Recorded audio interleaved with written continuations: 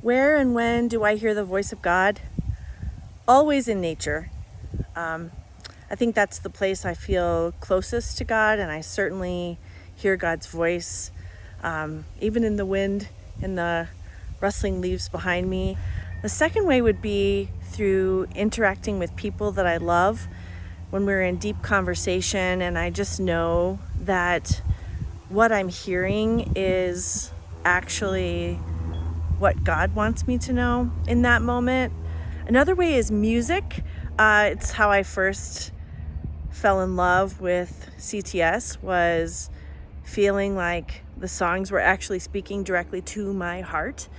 A weird one is through books and podcasts. Sometimes I feel like the language is directed at my heart in a way that tells me God is speaking to me. I hear God's voice calling me to care for those who cannot care for themselves. I'm a caregiver. I care for my husband. I care for my family.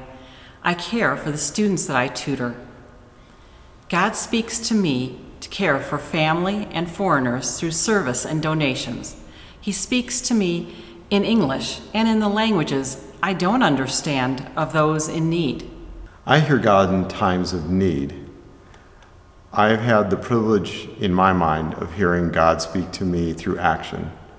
I lost my job during the COVID period that we're through, and I began to pray in moments of stress. I had the opportunity to ask not for specific jobs, but actually to open my heart and my mind to the opportunities that might be the next one in my life. I continue to pray to God for guidance, and furthermore, I continue to pray in gratitude. As someone who likes to have control over really everything in my life, I hear the voice of God through the many things I have no control over. I hear the voice of God in these times of extreme weather, on days when the mountains are obscured by wildfire smoke and pollution. And then I hear the voice of God when the air is cleared. I hear the voice of God in the struggle of the pains and hardships of the pandemic.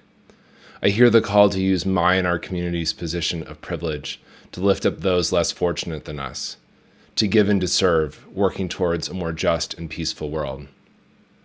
I also hear the voice of God in the community we have here at CTS, as we nurture and care for one another, and how we serve the needs of our neighbors.